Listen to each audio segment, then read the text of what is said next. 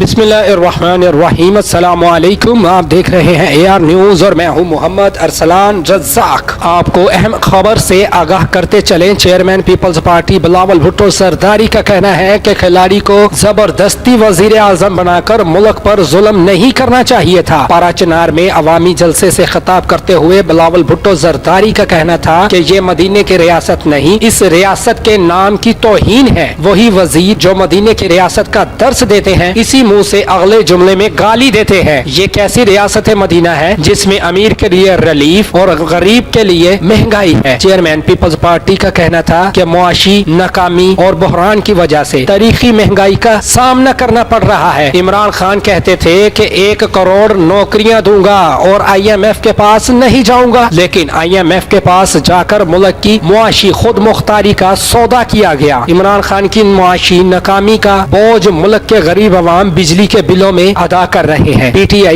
IMF حکومت نے budget میں پسندیدہ لوگوں کو ریلیف دیا، آخری بجٹ میں ہر چیز پر ٹیکس لگایا گیا۔ یہ سونامی نہیں، تباہی ہے۔ آخر میں بلاول بھٹو زرداری کا کہنا تھا کہ کوئی اپنی غلطی تسلیم کرنے پر تیار نہیں، لیکن وقت آ گیا ہے کہ مل کر پاکستان کو ڈوبنے سے بچائیں۔ وقت کے فرعون کے خلاف جدوجہد کرنی چاہیے اور وقت کے یزید کے خلاف آج ہم کھڑے ہیں۔ ہم تعداد میں تیسری لیکن کردار میں پہلی جماعت ہے۔